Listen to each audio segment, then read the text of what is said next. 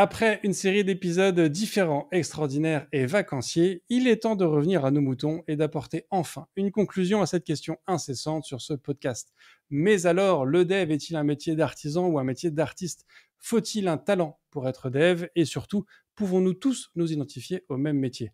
Pour répondre à ces questions de métier, je ne reçois pas Pôle emploi, mais il s'y connaît en art. Benoît, bonjour. Bonjour Bruno. Cosa Vostra.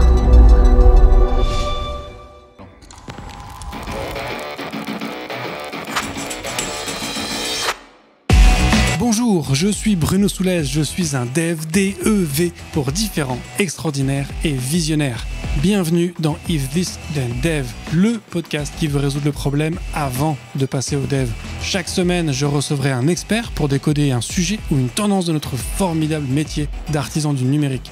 Sans en faire un tuto, nous parlerons d'une techno ou de notre quotidien de dev. Une discussion sans boucle, sans condition, mais compilée, afin d'en comprendre tous les éléments avant de passer au dev. Ce podcast est une production Cosa Vostra, où nous codons comme nous accompagnons nos clients, en étant différents, extraordinaires et visionnaires.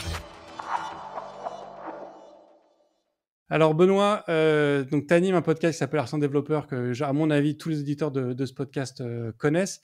Je vais commencer par te poser la même question que j'ai posée à l'ensemble de mes invités. Toi, tu te définis plutôt comme artisan ou comme artiste? Bah écoute, je pense que c'est marqué dessus, artisan développeur plutôt comme un artisan. Pour toi, ce serait quoi la différence entre un artisan et un artiste? Bah écoute, cette question, je me la suis posée en écoutant les podcasts que tu as fait.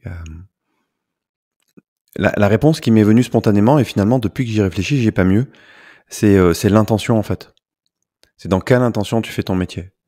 Pour moi, l'artiste, il y a quelque chose d'une recherche d'esthétique, d'une recherche d'émotion. En tout cas, il va chercher à provoquer une émotion au travers de son œuvre. Là où l'artisan, il y a une notion un peu utilitaire et il va répondre à une commande en fait. Donc le beau peut être utilitaire d'une certaine manière, mais il y a vraiment cette idée de répondre à une commande en fait. Artisan, pour moi, artisan, il y a un client en face. Artiste, il n'y a pas forcément de client, ce qui est d'ailleurs un problème pour beaucoup d'entre eux.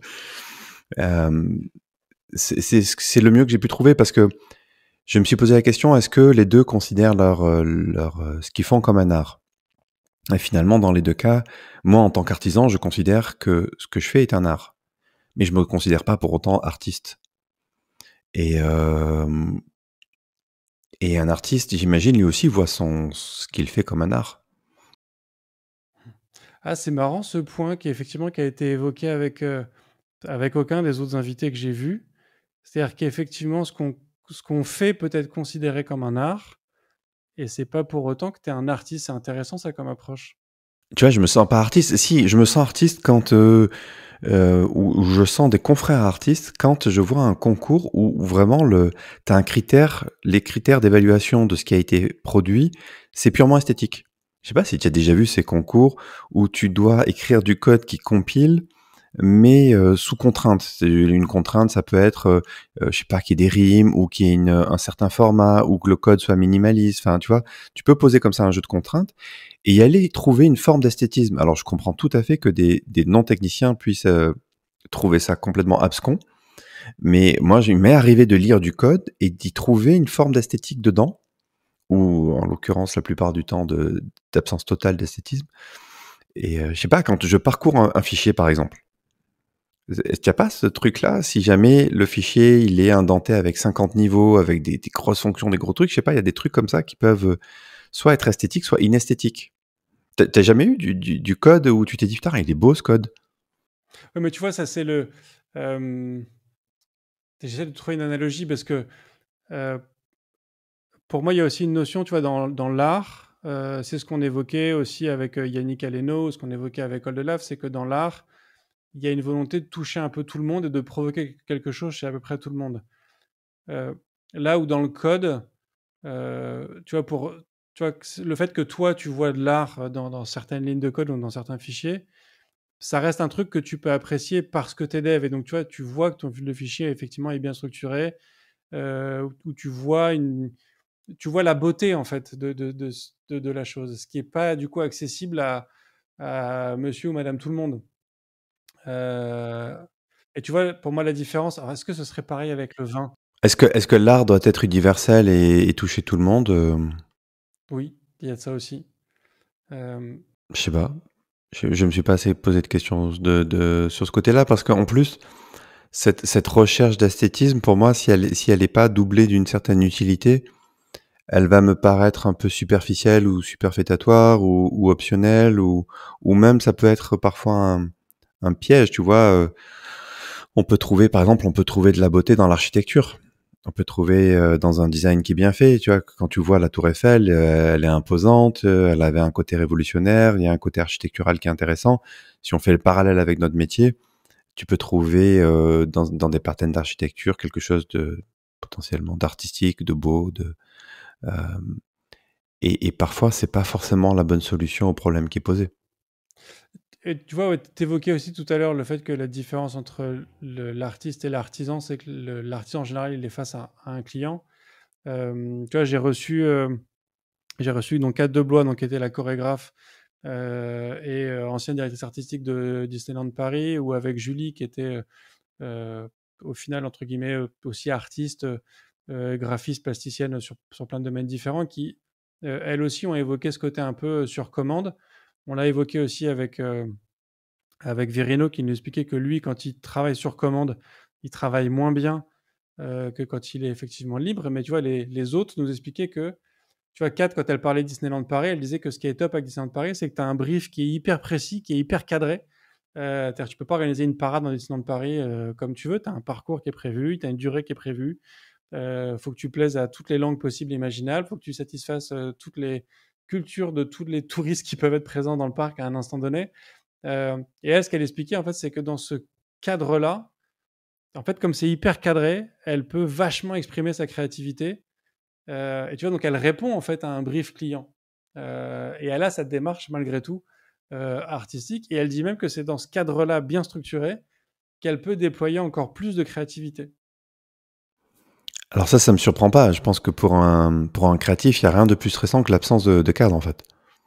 Parce que tu rien sur lequel t'appuyer et plus au contraire, tu as un cadre qui est précis, plus c'est là que tu vas pouvoir aller chercher et creuser dans ton imagination. Mais imagine-toi dans notre métier, c'est un peu pareil.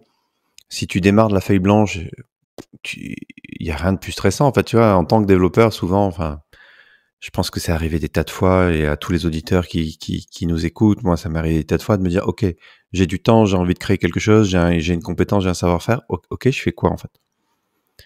Et si t'as pas un cadre, alors soit tu es capable de te le créer toi-même, soit tu vas le chercher dans quelqu'un d'autre et à partir du moment où tu as une contrainte, tu commences à avoir des contraintes, bah, c'est là-dessus que tu peux t'appuyer pour créer, en fait.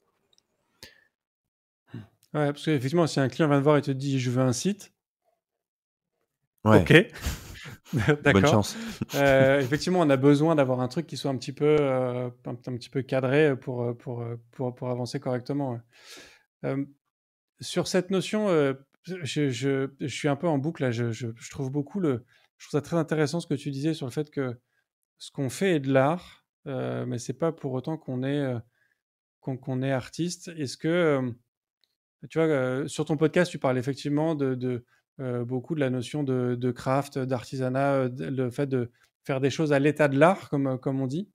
Euh, est-ce que ce concept, tu vois, de faire du dev à l'état de l'art, euh, c'est c'est juste faire les choses bien, mais du coup, c'est pas dans une démarche artistique. Tu vois, il y a un côté, est-ce que c'est un problème de sémantique, plus au niveau de la langue française? Est-ce que c'est vraiment de l'art au final? Ah, c'est intéressant. Dans état de l'art, il y a art. Effectivement, j'ai même pas tilté. Mais en même temps, oui, quelque part, c'est de dire, on reconnaît que pour faire les choses bien dans notre domaine, et quand on dit faire les choses bien, ça renvoie à une forme de technicité quelque part, je pense. C'est comme ça qu'on est censé faire, quoi. C'est ça qui est reconnu comme une forme d'état de l'art. Euh, Il y a quand même de la technicité derrière tout ça. Tu vois, je reviens, je peux pas me désolidariser de ça. Mais cette technicité, encore une fois, elle n'est pas discriminante parce qu'elle existe aussi chez l'artiste. Je veux dire, quand tu peins au couteau, tu as une vraie technique. Moi, ma grand-mère, elle a fait un stage il y a pas longtemps de couteau. Elle me dit, ah, mais regarde, grand-mère de 88 ans qui suit des tutos sur YouTube, dans son canapé, elle me tue. Et elle me dit: «Regarde ce coup de couteau là comme ça, c'est hyper dur à faire, mais tu peux avoir tel effet, tu as tel rendu sur la toile, c'est trop beau».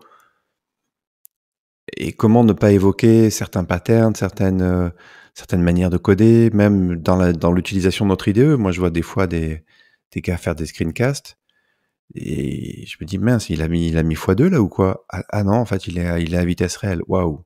Je suis impressionné, tu vois? Il y a du savoir-faire, en fait. Pour moi, l'état de l'art renvoie à cette idée de savoir-faire, mais ça définit toujours pas l'intention. D'ailleurs, tu as des artistes qui se disent artistes, qui exposent des trucs, qui n'ont rien de technique, quoi. Quand la personne a mis une paire de chaussures usagées sur une toile blanche, tu vois, je caricature un peu l'art contemporain ou moderne, je sais pas comment ça s'appelle, mais il y a pas eu vraiment beaucoup de technicité, quoi. Il y a sûrement, ils ont travaillé sur d'autres sujets, mais pas la technicité. Et pourtant, c'est de l'art. Ouais. Oui, parce qu'il y a une intention, ouais, effectivement, qui est, qui est, qui est là. Ouais. Tu vois, moi, ce qui m'a surpris aussi dans cette série, euh, donc notamment sur les deux derniers épisodes, où j'ai reçu donc Yannick Aleno, qui est donc le grand chef étoilé qu'on a pu voir à différents endroits. J'ai reçu Verino, l'humoriste. Et pour moi, Yannick Aleno, il rentrait dans la catégorie artisan en tant que chef cuisinier. Et Verino, lui, entrait dans la catégorie artiste en tant qu'humoriste. Et quand je leur pose la question, bah, Yannick Aleno me dit que lui, il se qualifie plutôt comme artiste, parce qu'il me dit qu'aujourd'hui, il a une démarche artistique dans un métier d'artisanat au final. Et Verino, il me dit que lui, il se considère comme artisan, parce qu'en fait, quand il parle de son process d'écriture de blagues, bah, il parle de ce processus très, très itératif de travail, de nécessité ouais, de remettre son truc sur le plan de travail et de le bosser, de le retravailler, de l'étudier, de l'améliorer. Et je trouvais ça intéressant, en fait, même cet a priori que moi j'avais en me disant, bah, Yannick Aleno est plutôt artisan et Verino est plutôt artiste, bah, qu'eux me disent, non, non, en fait, moi je suis plutôt de l'autre côté, quoi. Bah, parce que pour moi, il y avait, ça c'est intéressant comme question. Euh, dans le métier de Yannick Aleno en tant que chef, pour moi, il y avait ce côté euh, reproduction d'une technique, alors poussée à l'extrême, à son paroxysme.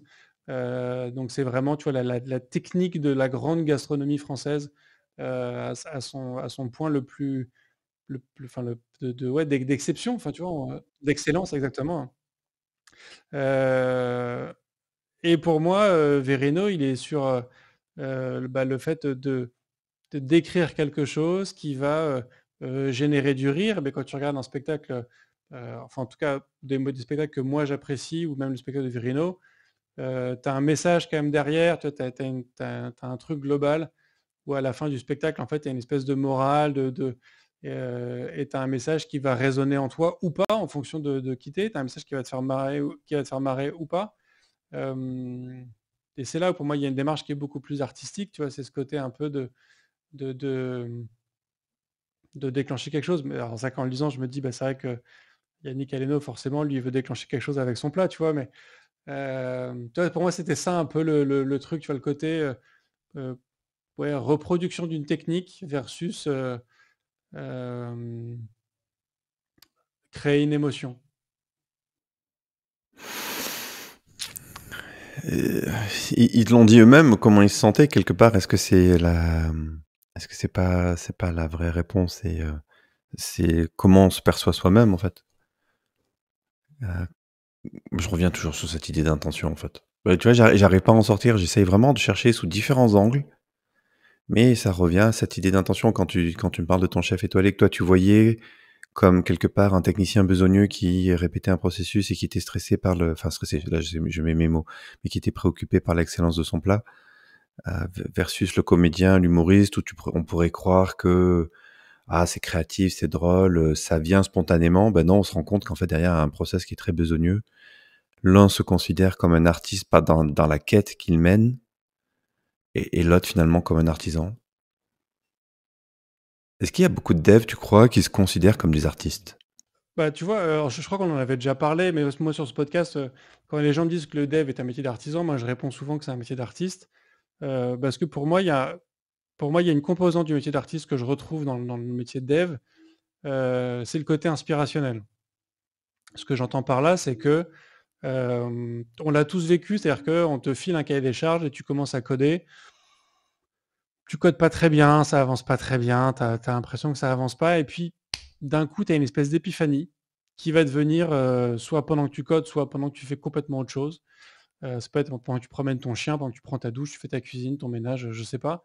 Tu as une espèce d'épiphanie, tu dis c'est ça qu'il faut faire, et tu te lances dans une espèce de, de, de nuit de code, ou enfin, t'enchaînes les heures de code où tu fais un truc vraiment très inspiré. Tu vois ce que je veux dire?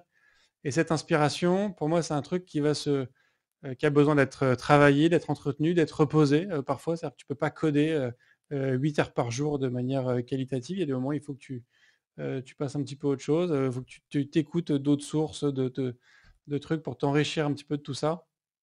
Et tu vois, pour moi, il y a ce côté inspirationnel euh, que je retrouve plus dans une démarche artistique que dans une démarche d'artisanat.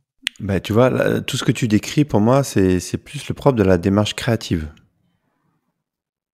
Et très clairement, en tant que développeur, il peut y avoir une démarche créative. C'est pas le cas pour tout le monde, mais pour moi, c'est évident. Et par contre, c'est pas parce que tu es créatif que tu es forcément artiste. Tu peux être créatif, tu peux être dans un métier où il y a un certain art. Là, on peut le reconnaître au sens de l'excellence, de l'état de l'art, et pour autant sans te considérer artiste.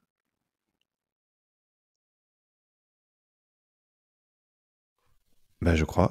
Je t'ai dit que j'arrivais pas à en sortir. Ouais, alors du coup, tu vois, ça m'évoque un autre truc. Sur ce podcast, moi, j'ai eu la chance de recevoir des gens qui avaient, en plus d'être dev, qui avaient une vocation. Tu vois, j'ai reçu des gens, par exemple, du projet data.gouv. On peut dire ce qu'on veut hein, sur l'État, tout ce que tu veux et compagnie. Moi, ce que j'ai trouvé quand même beau dans les gens qui se lancent dans ces projets-là, c'est que c'est des gens qui ont une mission de service public. C'est-à-dire qu'ils veulent apporter quelque chose et contribuer à la société d'une manière ou d'une autre. Tu vois, il y a une vraie intention derrière.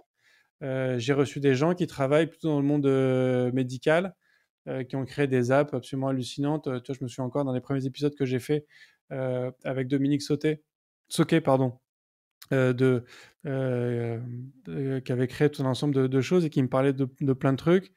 Et qui avait eu un des plus beaux retours, un des plus beaux feedbacks clients que tu peux imaginer, parce qu'il y a eu une des utilisatrices de son application qui lui a dit, grâce à votre app, ma maman a retrouvé des souvenirs de vie avec moi et mes sœurs. Enfin, tu vois, genre, Ouais, t'as été voilà, t'as utile, été quoi. utile, tu peux pas imaginer meilleur service, meilleur feedback client que ça, quoi. Est-ce que pour toi, tu vois, ce genre de vocation, d'intention de se dire, OK, je vais utiliser mon art pour contribuer à ce niveau-là. Est-ce que pour toi, du coup, c'est une intention qui rentre dans une démarche artistique ou l'intention artistique, elle doit être forcément sur un aspect émotionnel? Bah, tu vois, ce que tu me décris, moi, me fait plus penser aux bâtisseurs de cathédrales. En tout cas, l'image que j'en ai, c'est-à-dire que les gars, ils avaient une technique, ils avaient un art, ils savaient tailler des pierres, ils savaient faire des murs, ils savaient bâtir des cathédrales, faire des arches, des vitraux, et ils le faisaient au service de Dieu. Je pense qu'à cette époque, c'était difficile d'être, en termes de motivation, tu vois, tu devais être au taquet de ce que tu pouvais, enfin, tu étais juste en train de construire une œuvre au service de Dieu. Waouh. Je t'avoue que j'ai pas forcément, je vais être très honnête, et c'est un truc qui parfois m'a questionné. J'ai pas beaucoup ressenti ça dans ma carrière.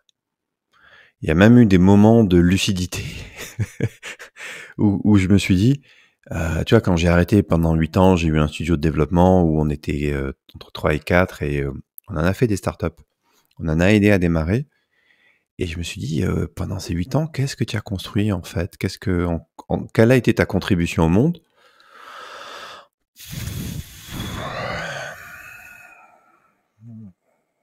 Ça n'aura pas été au travers des projets que j'aurais menés, quoi. À la rigueur, je m'y retrouve beaucoup plus aujourd'hui dans artisan développeur que dans les devs que j'ai pu faire avant, quoi. Et artisan développeur, c'est un peu un comble parce qu'aujourd'hui, finalement, je dev plus dans ce projet-là. Enfin, je dev, mais pas de la technique, pas du code, quoi.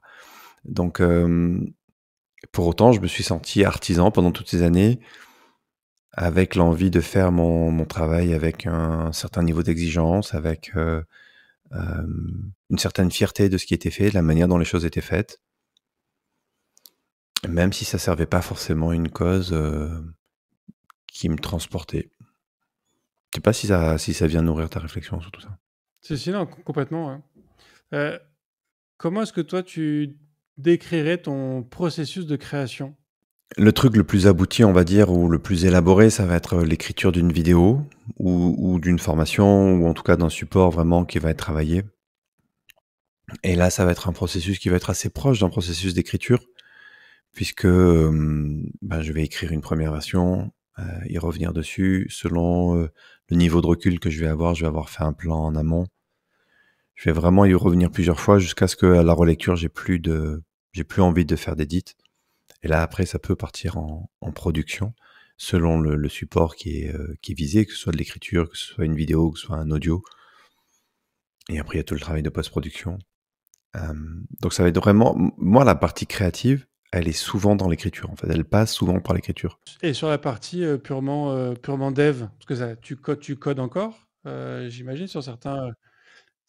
Est-ce que ton processus de création est similaire ou très différent quand tu dois écrire une app ou un service? C'est une bonne question. Je me la suis pas posée. C'est drôle. Cette question-là, tout de suite, maintenant, me parle moins. Et je réfléchis pourquoi. Qu'est-ce qui fait qu'elle me parle moins? Est-ce que c'est parce que je code des choses moins élaborées qu'avant? Non, parce que finalement... Enfin, moins élaborées. Ces derniers temps, j'ai essentiellement codé des smart contracts, qui sont donc des applications blockchain. La particularité de ces choses-là, c'est que le jeu de contraintes varie énormément. On est sur quelque chose qui est immutable. Du coup, une fois que c'est publié, tu peux pas revenir en arrière. Et ça, cette subtilité, cette petite nuance change énormément de choses, que ce soit dans la sécurité de ce que tu fais, dans la simplification de l'architecture. Du coup, ces dernières années, j'ai produit des choses qui étaient beaucoup plus denses en termes de technicité et d'enjeux et d'impact et de risques, et par contre plus petits. Donc j'ai pas eu de... Tu vois, un smart contract, ça peut occuper... moi, ça m'occupait quelques jours, quelques semaines, quoi. Après, tu pouvais en faire plusieurs, mais ça fait un petit moment que j'ai plus codé dans ces espèces de grandes structures, d'hyperstructures que tu peux avoir avec des logiciels web, des trucs comme ça. Donc, il faut que je recharge un petit peu la mémoire. Mais ça partait toujours du client, en fait. Je sais pas comment le dire autrement, en fait. Ça partait toujours du client et des allers-retours avec le client. Tu es plutôt du genre à commencer à dev très vite et à améliorer à mesure que tu avances? Ou tu as plutôt, tu vois, tu parlais tout à l'heure que quand tu fais une vidéo ou un podcast, tu vas d'abord t'écrire un plan et compagnie, et après tu vas passer à un mode réalisation en tant que tel. Est-ce que tu fais la même chose sur le dev? Ça dépend, en fait. Si on est sur un truc qui est vraiment balisé, straightforward, on va dire, là, normalement, on a quand même fait un bon travail en amont avec le client, et on sait à peu près où on va, ce qui n'empêche pas d'avoir des surprises. Mais tu vois, je sais pas, une application de gestion avec du CRUD, beaucoup de CRUD au milieu, on va pas se poser des milliards de questions, on va aller dérouler, faire je cherche toujours à faire des choses par morceaux fonctionnels, obtenir du feedback client. Si je suis plus dans une démarche... Là, j'ai envie de te dire, la créativité, c'est pas forcément là où elle s'exprime le plus, à part éventuellement quand on commence à avoir des problèmes techniques, où tu commences à avoir un peu de charge. Tiens, comment est-ce qu'on va passer de notre architecture monolithique à quelque chose qui encaisse un peu mieux? À la rigueur, j'ai le souvenir d'un des derniers projets où là, on était vraiment dans une recherche très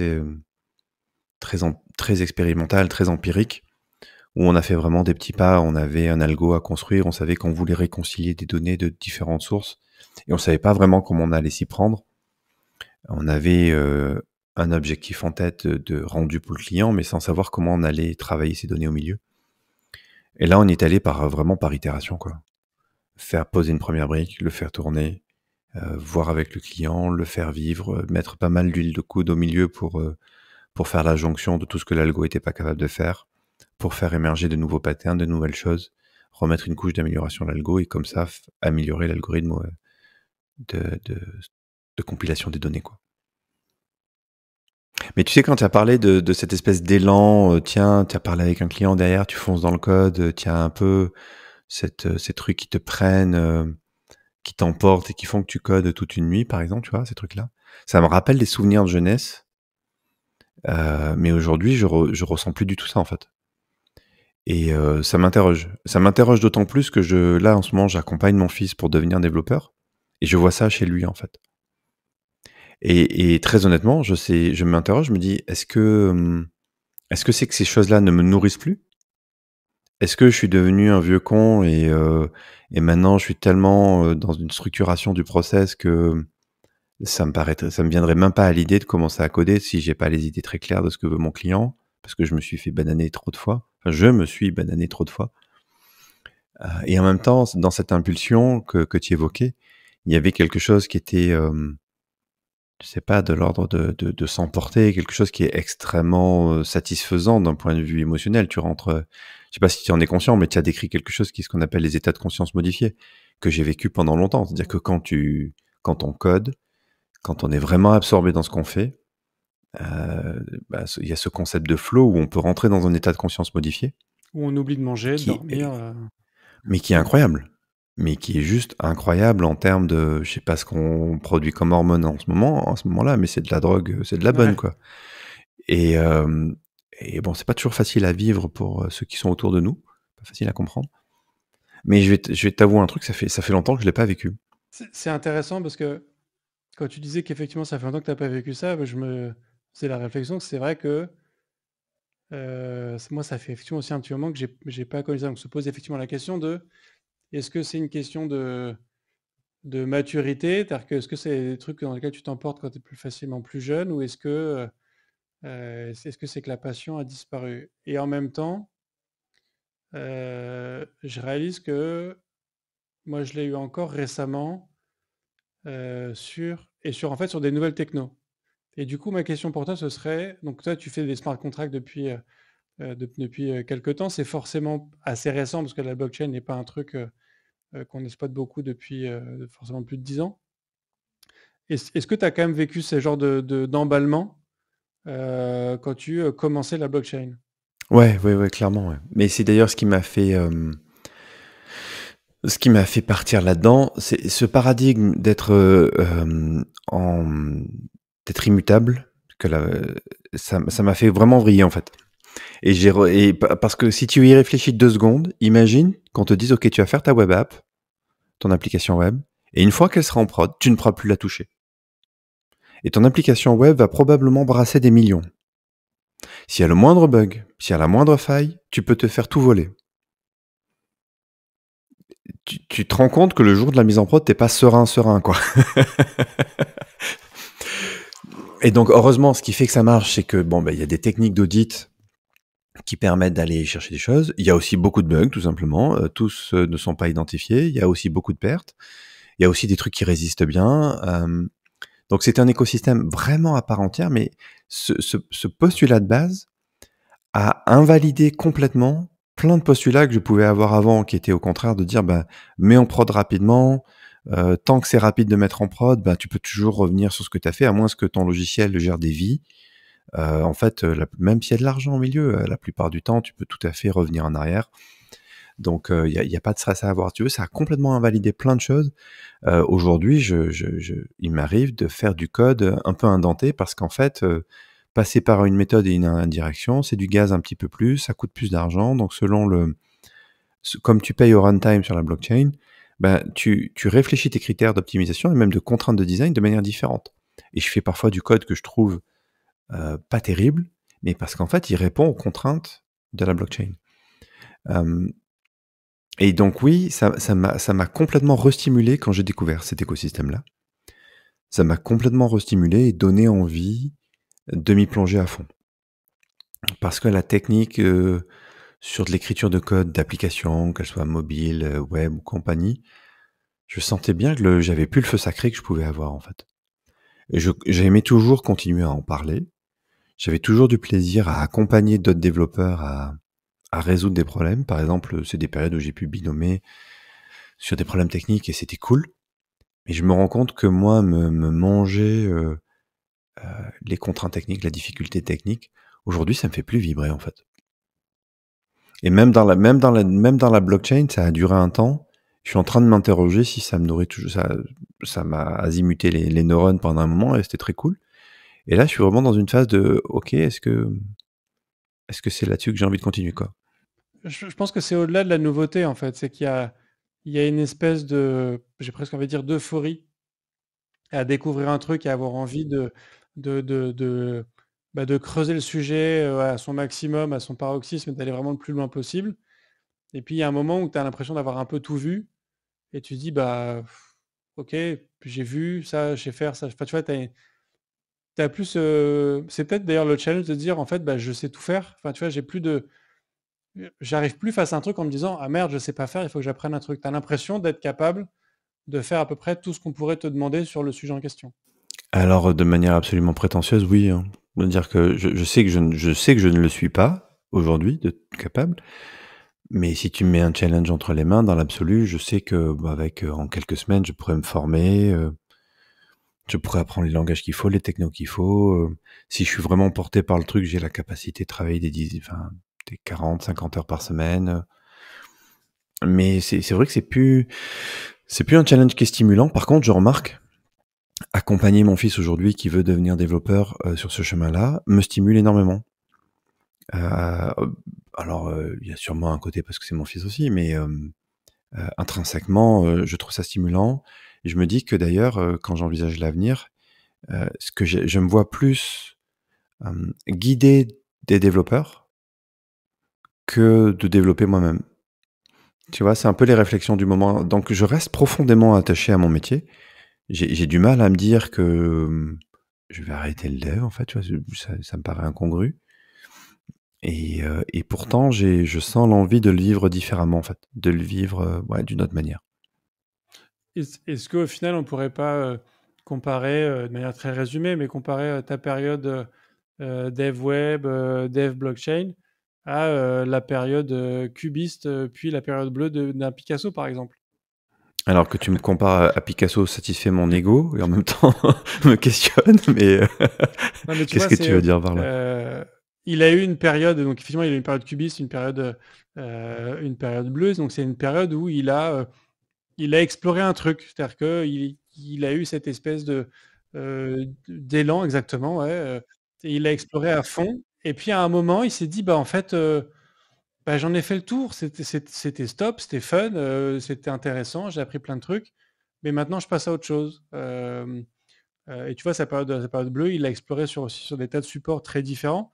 Mais il est resté sur cette exploration de cette dominante-là, de se dire, là, voilà, j'ai une espèce de... Alors certains pourraient l'appeler de lubie, ou c'est une envie exploratoire. Enfin, tu vois, il a fait un truc, voilà. Il a fait un blocage sur le bleu. Ça me parle vraiment beaucoup, hein. C'est-à-dire que je m'en suis même pas rendu compte, mais c'est vraiment comme ça que je l'ai vécu. Mes premières années de start-up, et même, j'ai envie de te dire, que ce soit autant d'un point de vue technologique que dans le cycle de vie entrepreneurial. Donc ma première expérience professionnelle, c'est dans des startups, en fait, ou plutôt salariés. Là, j'explore plutôt des technos type C++, desktop, un peu embarqué. Suite à ça, je me lance. Donc là, je suis plutôt dans un esprit entrepreneurial où là, j'assume mes envies, mes ambitions et je fais un petit studio, je recrute. Là, je bascule de techno. Et je me souviens très clairement, on m'a dit à quelle boîte tu as envie de ressembler. 37 Signals, ok. Qu'est-ce qu'ils font comme techno? Du Ruby on Rails.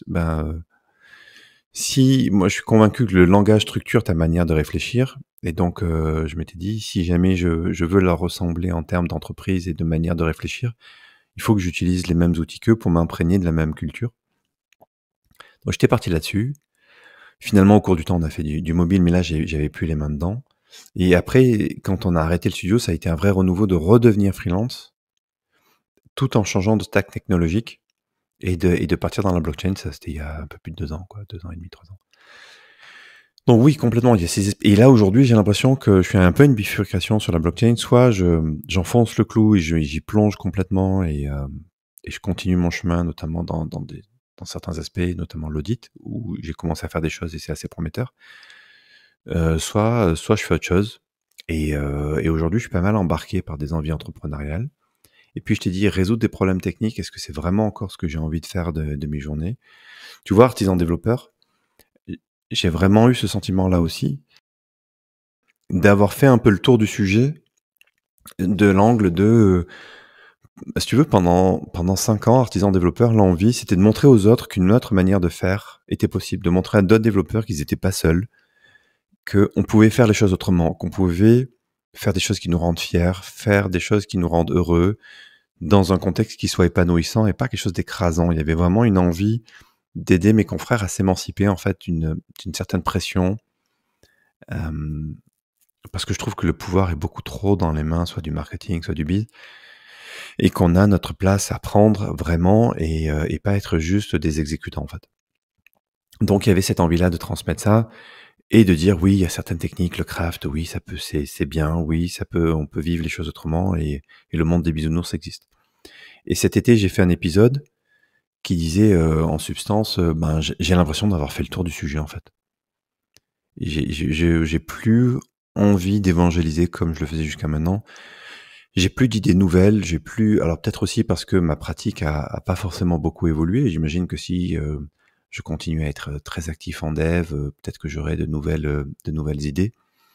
Peut-être que j'aurais envie de parler d'autres choses. Je me sentais même émoussé par certains aspects techniques où aujourd'hui on est plus dans des sujets comme le DDD, des trucs comme ça. Et pour autant, je voyais bien que ce que j'ai amené, bah, c'était intemporel, ça marchait toujours et que ça a aidé plein de gens.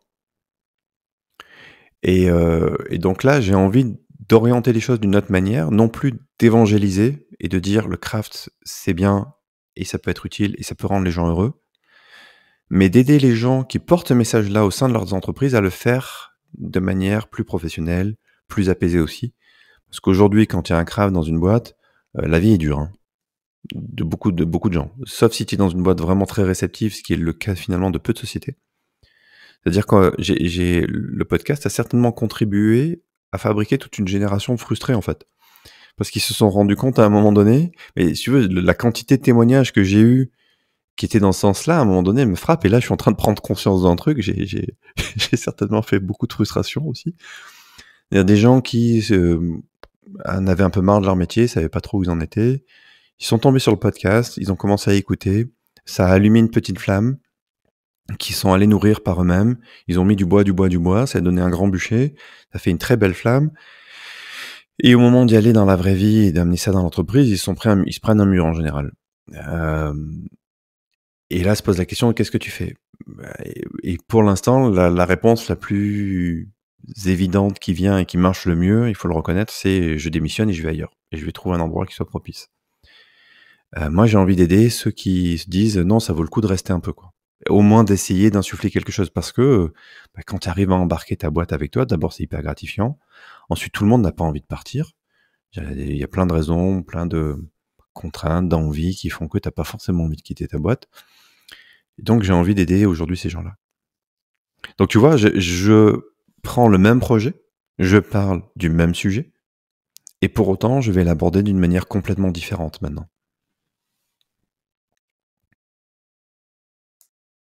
Il y a une intention qui change. Alors, la mission de fond reste la même, aider les confrères développeurs à s'épanouir dans leur métier. Par contre, la manière de le faire change de manière assez forte. Ouais. Il y a un autre point aussi que je voulais évoquer avec toi. Alors, je pense que c'est aussi lié au choix de mes invités sur cette série spéciale. Mais tous mes invités sont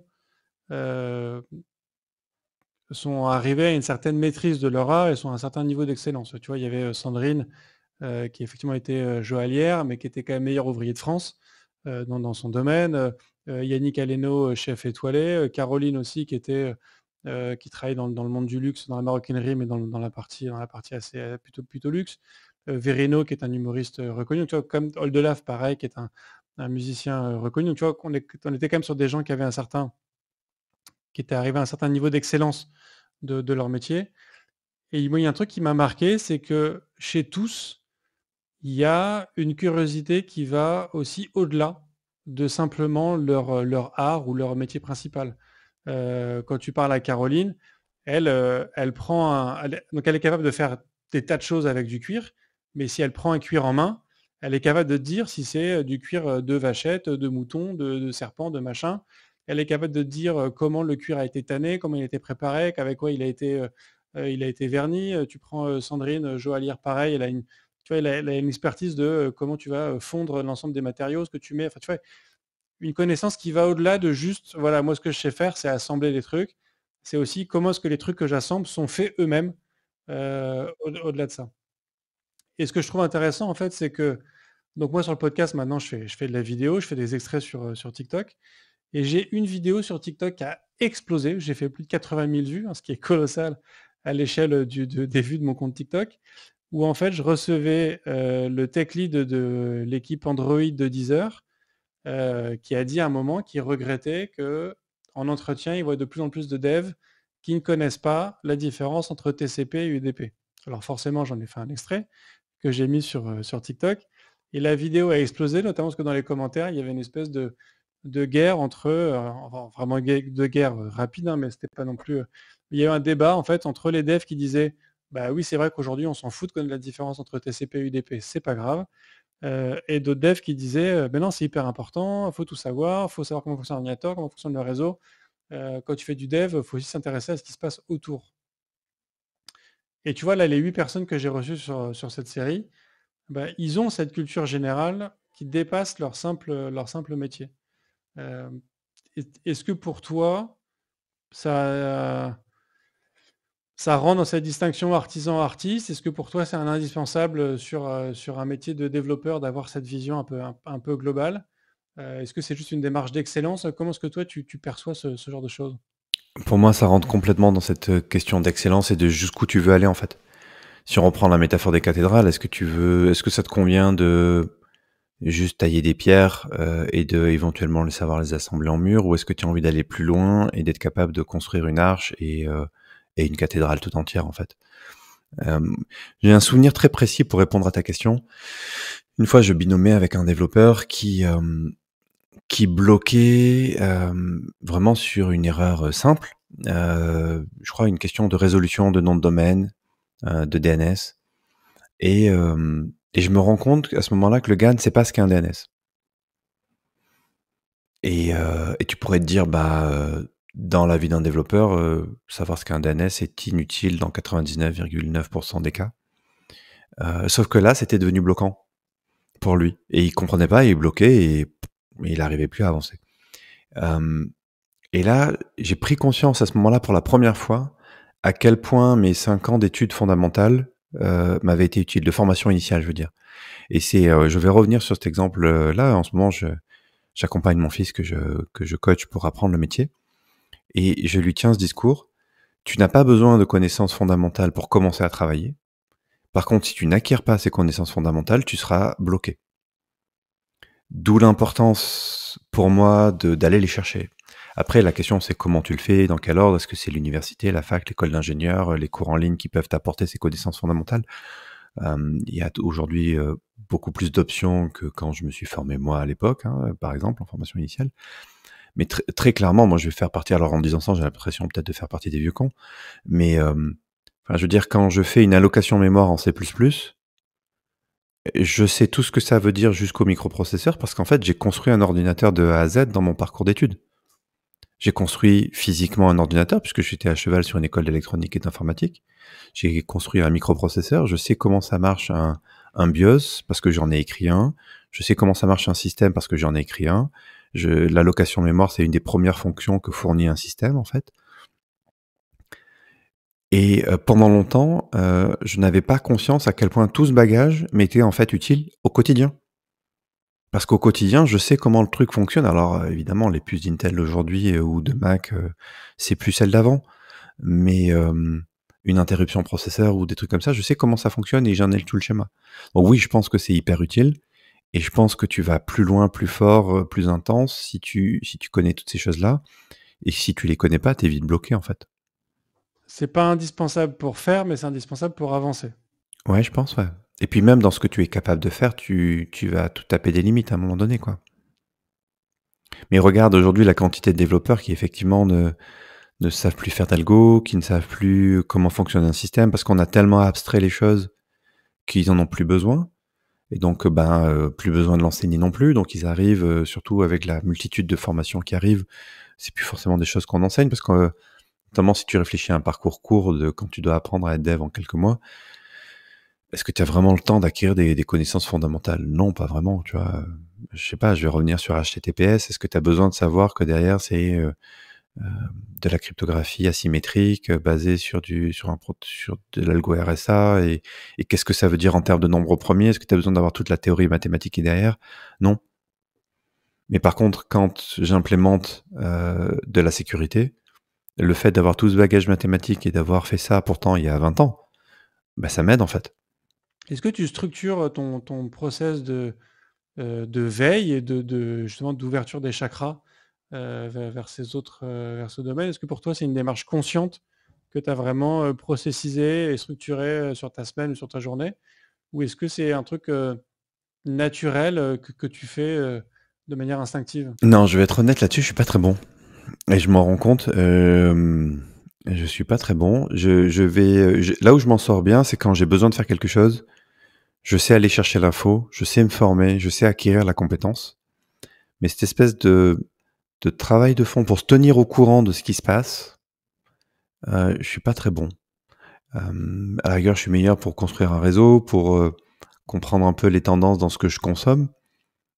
Mais c'est pas forcément un truc qui est processé. Et je me suis dit d'ailleurs que soit il fallait... Tu vois, typiquement, c'est quelque chose qui me manque dans l'activité blockchain. Parce que l'activité blockchain, c'est un truc qui est hyper tendance. Il faut être toujours sur le sommet de la vague. Des fois, j'ai l'impression d'être un petit peu en retard et ça peut être gênant vis-à-vis des clients.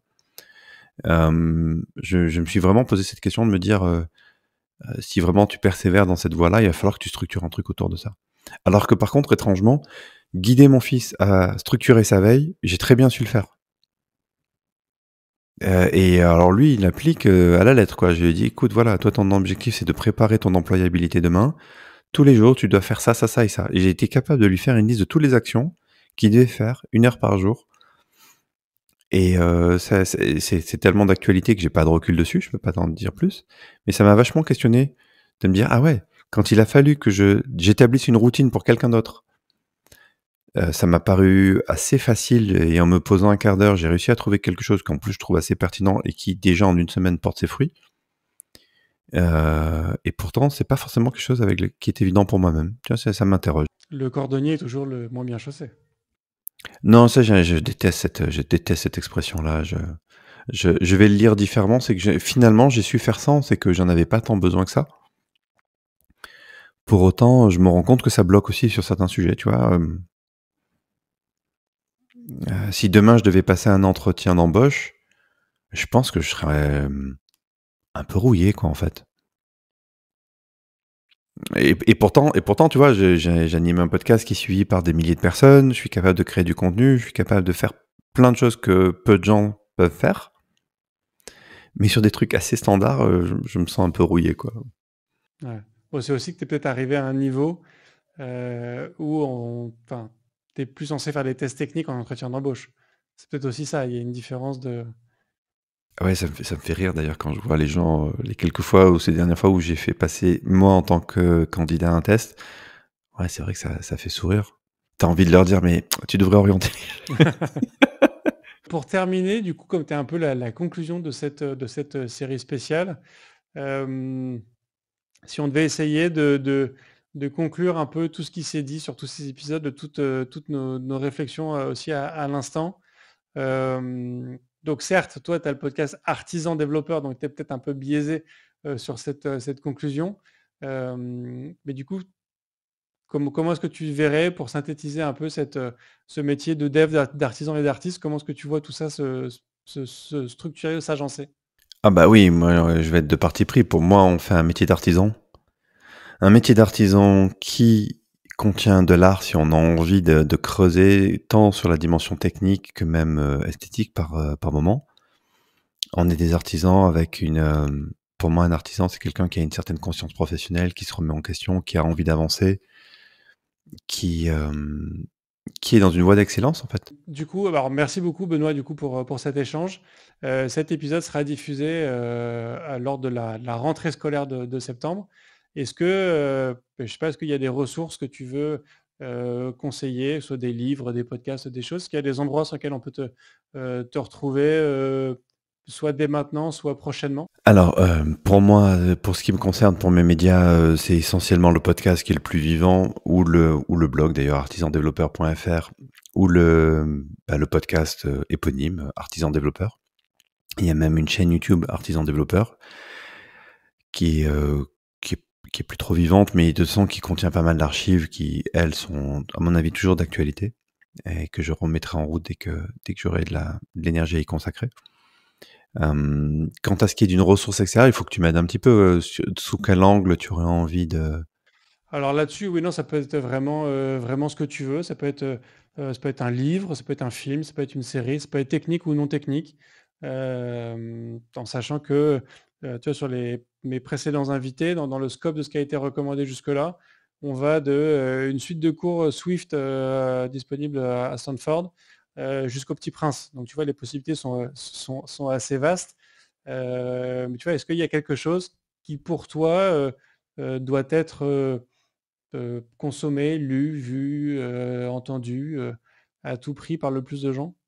Alors là, je me trouve face à une espèce de... J'ai pas fait un brief suffisamment précis, c'est ça? À la fois, il y a trop de choses, et à la fois, il y a pas assez... Moi, aujourd'hui, les considérations qui me viennent le plus en tête, ça va être plutôt des enjeux personnels, en fait, parce que je suis dans une phase de vie où le perso prend largement le pas sur le pro. Et ça me paraît pas très adapté comme indication bibliographique dans un contexte plutôt pro. Donc je suis en train de chercher là, pendant que les derniers bouquins pro que j'ai lus, c'était des bouquins sur le marketing. C'est quoi le bouquin que tu recommandes que tu as tendance à recommander à tout le monde? À un dev, si c'est un dev, il y a un très bon livre que j'ai lu récemment qui s'appelle Software Craft, qui, je trouve, fait un excellent 360 degrés de ce qu'est le software craftsmanship. Je pense que je l'ai déjà dit, mais je le redis, c'est le livre que j'aurais aimé écrire, en fait. Ils ont écrit le livre que j'aurais aimé écrire et que j'ai pas su écrire, tu vois, ça sera un truc, tiens, ça sera un objet d'introspection. Voilà. Ok. Eh ben écoute, on mettra le lien en description. Comme ça, les gens pourront le retrouver facilement. Merci beaucoup, Benoît, pour cet échange et cette conclusion à cette série spéciale d'été. Et merci à tous d'avoir écouté cette série spéciale dans son intégralité ou pas d'ailleurs, en tout cas d'avoir passé un bout de l'été avec IFTTD. Voilà, j'espère que ça vous a autant passionné et intéressé que cette discussion qu'on a pu avoir avec Benoît. Il y a plein de choses qui sont prévues pour la rentrée, des choses aussi qui vont arriver pour 2024. J'ai hâte de partager tout ça avec vous. J'espère que vous avez passé d'excellentes vacances. Je vous souhaite une excellente rentrée 2023 et à très bientôt pour la suite sur le podcast. Donc je vous dis rendez-vous la semaine prochaine et d'ici là, codez bien. Merci d'avoir écouté cet épisode de If This Then Dev et merci à toute mon équipe de Cosa Vostra à la production de cet épisode. Merci aussi à Alan, Ada, Linus, Bill, Steve et Steve de nous avoir ramenés jusqu'ici. Si ce podcast vous a plu, committez-vous en vous abonnant, déployez-le autour de vous et vous pouvez aussi nous faire une petite code review en nous laissant 5 étoiles sur votre plateforme de podcast préférée. La conversation continue bien sûr avec vous sur Twitter, LinkedIn, Facebook, Instagram, chacun sa techno, @ifthisdendev ou @bibir, BIBEAR. Vous retrouverez aussi tous nos épisodes sur notre site iftttd.io. Et enfin, si vous avez besoin d'une agence pour vous accompagner ou si vous souhaitez rejoindre une équipe tech passionnée et passionnante, écrivez-moi sur bruno@cosavostra.com. Merci à tous.